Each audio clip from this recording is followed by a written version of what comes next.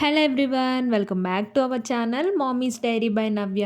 మీలో ఎంతమంది chicken lovers ఉన్నారో కామెంట్ సెక్షన్లో అసెంబుల్ అయిపోండి. నాకు ఏ డిషెస్ అయినా కొత్త కొత్తగా ట్రై చేయడం ఇష్టం. అవి హిట్ అవుతాయి, కొన్ని ఫ్లాప్ అవుతాయి, అది వేరే విషయం. అయితే ఈసారి కొంచెం చిన్న చిన్న చేంజెస్ చేసి నేను చికెన్ కర్రీ చేశాను. ఫస్ట్ అయితే సాల్ట్ వాటర్లో చికెన్ని కొంచెం సేపు నాననిచ్చాను. దానివల్ల చికెన్ పీస్ సాఫ్ట్గా ఉంటుంది కుక్ అయిన తర్వాత. ఆ తర్వాత 2 మీడియం సైజ్ ఆనియన్స్ని వీలైనంత సన్నగా చాప్ చేసి పెట్టుకోవాలి. అలానే 4 మిర్చి, ఒక పెద్ద సైజు టొమాటో. మెయిన్ ఇంగ్రీడియంట్ వచ్చేసి అల్లం వెల్లుల్లి పేస్ట్, అది కూడా రెడీగా పెట్టుకోవాలి. నేను కర్రీస్కి కావాల్సిన మసాలా కానీ అల్లం వెల్లుల్లి పేస్ట్ అవన్నీ నేను ఇంట్లోనే తయారు చేసుకొని స్టోర్ చేసుకుంటాను.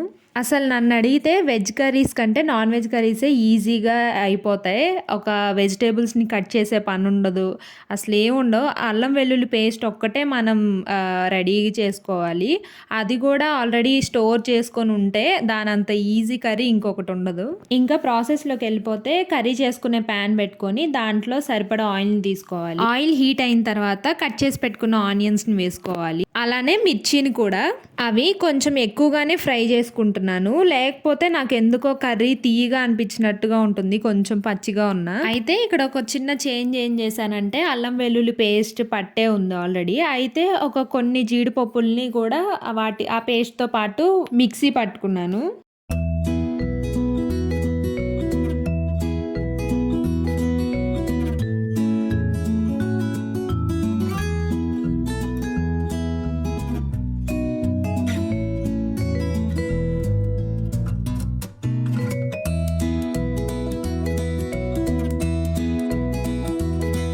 ఇంకా అల్లం వెల్లుల్లి పేస్ట్ కూడా బాగా ఫ్రై అయిపోయిన తర్వాత చికెన్ని సోక్ చేసి పెట్టుకున్నాం కదా సాల్ట్ వాటర్లో, ఇంకా ఆ వాటర్ అంతా వంచేసి వాటర్ ఏం లేకుండా గట్టిగా స్క్వీజ్ చేసేసి కర్రీలో వేసేస్తున్నాను చికెన్ పీసెస్ని.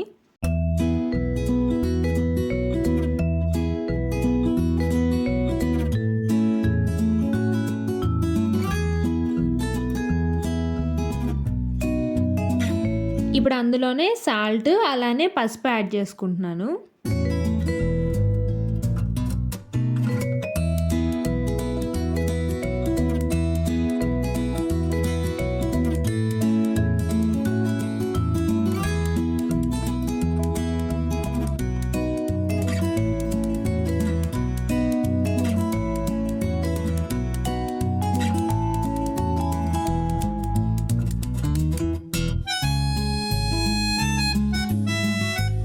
ఇప్పుడు చికెన్ ఒక 50% కుక్ అయిపోయిన తర్వాత కట్ చేసి పెట్టుకున్న టొమాటోని కూడా యాడ్ చేసుకుంటున్నాను.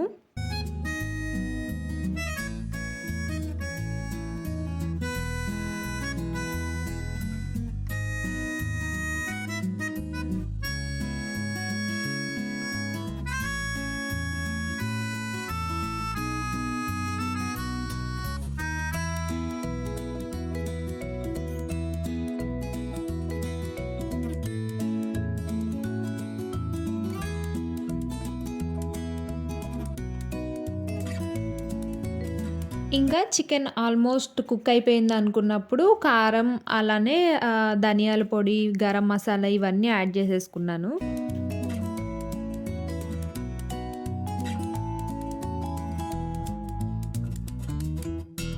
నేను చికెన్ మసాలా లాంటివి ఏం యూజ్ చేయను, ఓన్లీ గరం మసాలా, ఇంకొకటి ధనియాల పొడి, వీటిల్నే చికెన్లో వేస్తూ ఉంటాను. ఇవి కూడా నేను ఇంట్లోనే చేసి స్టోర్ చేసి పెట్టుకుంటాను.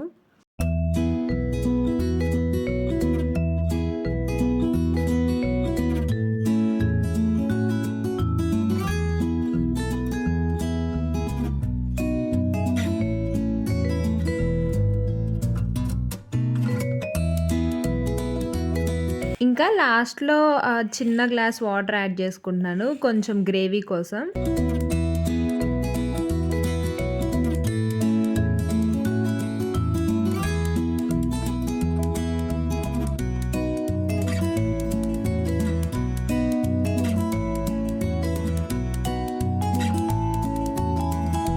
కర్రీ కొంచెం దగ్గరగా అయ్యాక కొత్తిమీర కూడా యాడ్ చేసేసుకున్నాను. ఇంకా అంతే, సింపుల్గా చికెన్ కర్రీ అయితే అయిపోయింది.